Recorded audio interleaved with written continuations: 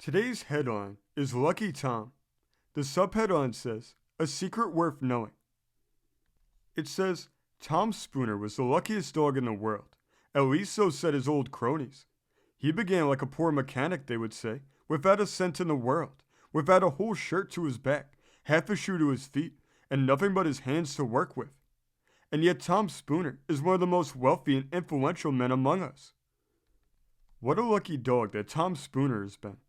He went among those who started into life with him, but who are now frequenters of grog shops, idle and dissolute, by the name of Lucky Tom. It puzzled his friends not a little to account for his luck.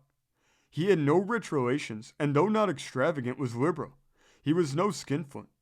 Could he know some art of magic that would unbosom the treasures of the earth and spread its gold before him? He paid no attention to the words of fortune tellers and gold finders. He merely stayed at home, and yet his course has been attended year after year and week after week by a wonderful share of good fortune, good luck. He must be in possession of some secret of which others are ignorant. What can it be? What on earth can it be? If Tom had a lot of pork to dispose of, people were always willing to pay him a couple of cents more per pound than any other person. And the dog, he was always lucky enough to pay his debts. He was never so unlucky as to feel the gripe of the sheriff or hear the creak of the jail door. Tom married. Why, this poor mechanic has taken the sweetest and most beautiful girl in the place. Who would have thought it?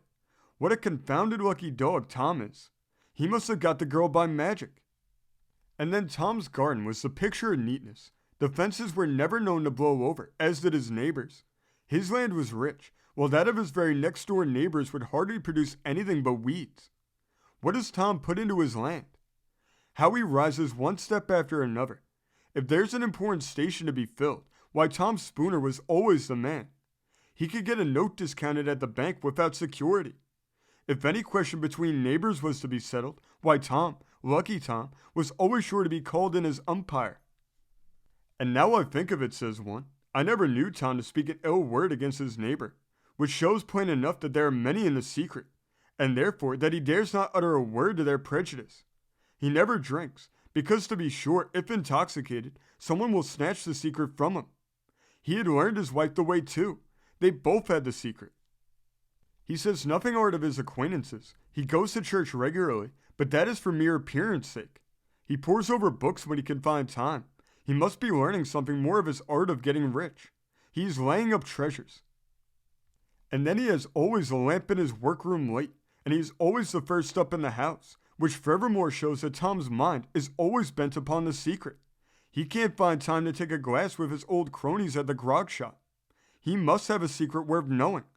It occupies his thoughts so much that he minds nobody's business but his own. And yet it does not weigh heavy on his mind. He is always good-natured, contented and happy. He has no quarreling in his family. All is pleasant and agreeable. Nothing is out of place.